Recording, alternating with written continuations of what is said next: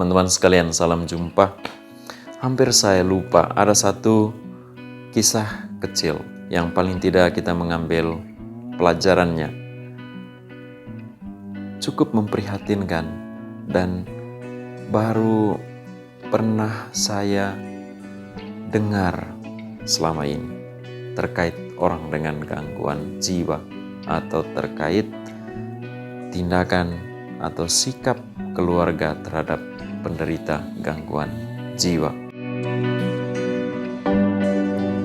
Beberapa waktu lalu pada Februari tahun ini 2020, saya bersama sukarelawan kelompok kasih insanis dan tim Jiwa Merdeka dari Universitas Atmajaya Jakarta. Ada Dr. Angke, ada Mbak Hani, ada Dr. Suryo, ada juga Mbak Aspi dari Yogyakarta, ada juga Dr. Hervita dari Universitas Indonesia yang tergabung dalam tim Jiwa Merdeka Universitas Atmajaya Jakarta, mengunjungi seorang pasien, seorang bapak yang menderita gangguan jiwa dan terpasung di sebuah pondok. Kunjungan itu kami lakukan bersama Puskesmas dan juga Dinas Kesehatan Kabupaten Sika.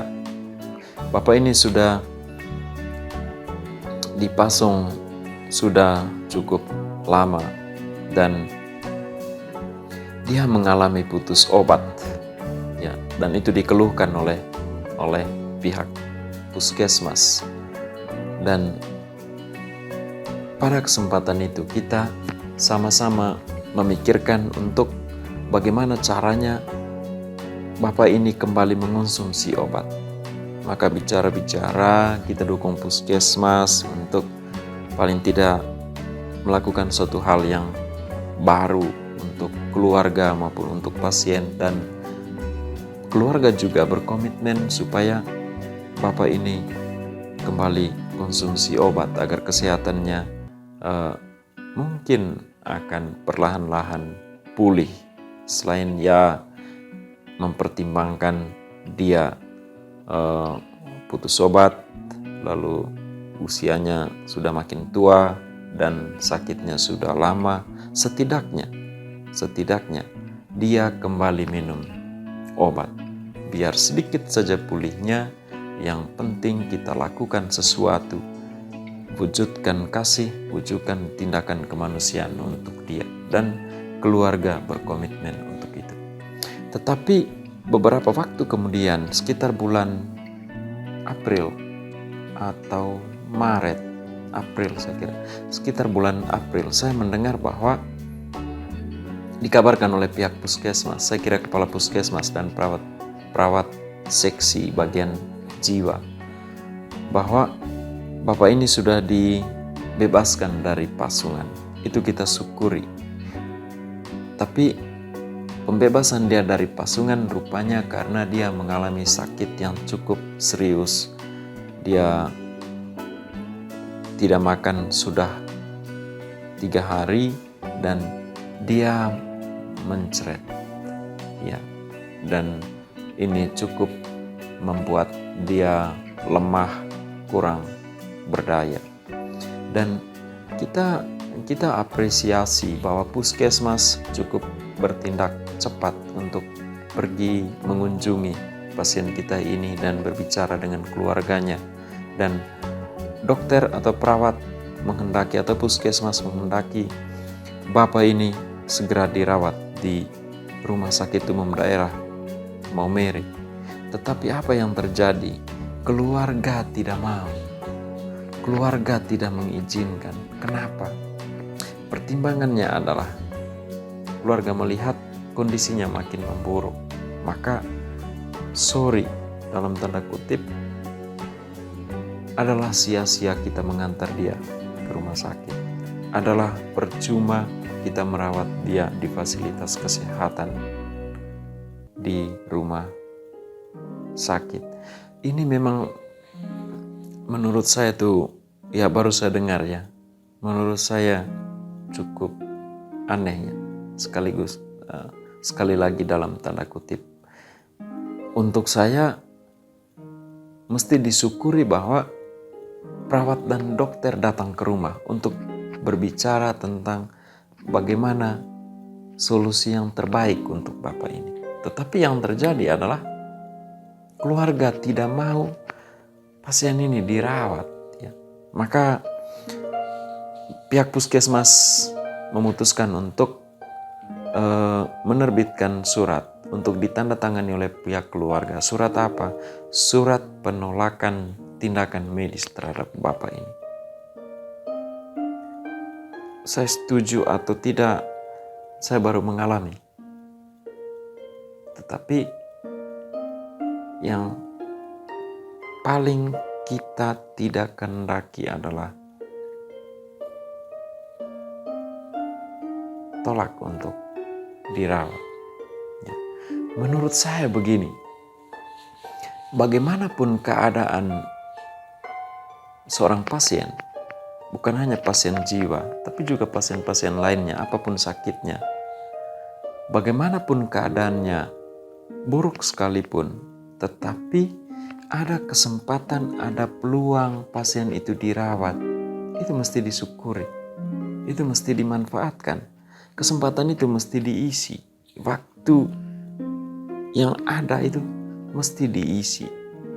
Bagaimanapun sisa energi kita untuk kita berikan kepada pasien dalam kondisi apapun misalnya, energi itu kita mesti manfaatkan. Apalagi ada sumbangan energi terhadap keluarga, terhadap kita, agar anggota keluarga kita yang sakit ini bisa dirawat selanjutnya. Untuk konteks kasus Bapak ini, keluarga bersama puskesmas, menurut saya itu justru dalam keadaan, dalam pengalaman dia tidak bisa makan, dia tidak minum dalam tempo beberapa hari. Perawatan di fasilitas kesehatan menurut saya itu adalah sesuatu atau sebuah jalan keluar yang baik. Di sana dia akan diasup dengan infus. Di sana paling tidak perawatannya itu teratur untuk dia, daripada dirawat di rumah dengan kondisi rumah kita, dengan kondisi lingkungan kita yang boleh jadi kurang mendukung pemulihan kesehatan. Ya, pada akhirnya keluarga menandatangani surat penolakan, dan dengan itu juga kondisi Bapak ini semakin buruk dan akhirnya dia mengembuskan napas terakhir. Dan bagaimana reaksi kita? Keluarga, tetangga. Yang paling pertama itu tentu merasa kehilangan. Dan dia tidak akan bangkit lagi. Dia tidak akan hidup lagi. Yang kedua apa?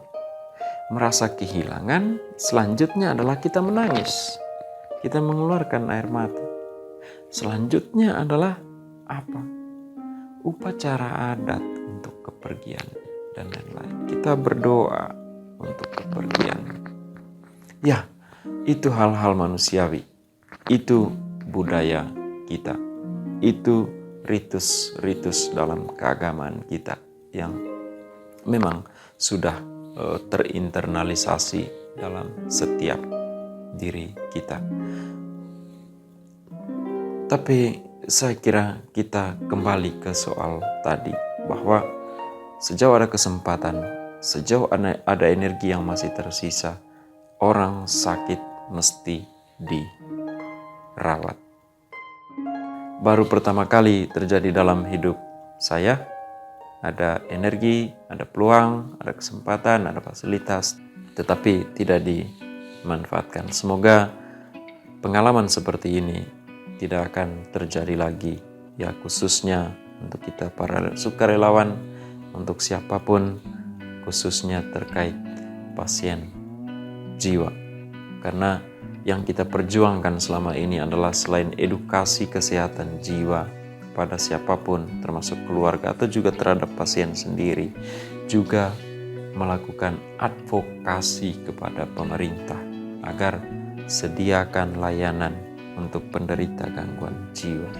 Dan ketika layanan itu tersedia, diharapkan pasien dan keluarga pasien memanfaatkan itu, menggunakan fasilitas itu untuk perawatan kesehatan kita. Toh pada ujungnya akan kita semua mati. Itu hal kedua. Tetapi merawat tubuh, merawat jiwa adalah juga artinya merawat kemanusiaan, merawat martabat yang terberi oleh Sang Pencipta.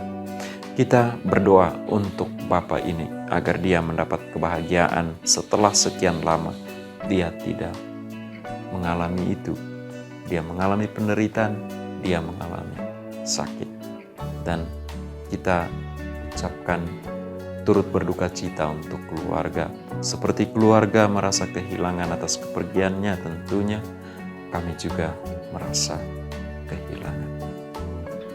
Sekian teman-teman, kita berdoa untuk Bapak ini, kita berdoa untuk keluarga, dan juga kita berdoa untuk para perawat dan dokter, dan kita kiranya mengambil makna dari kasus atau pengalaman ini untuk perbaikan ke depannya. Terima kasih.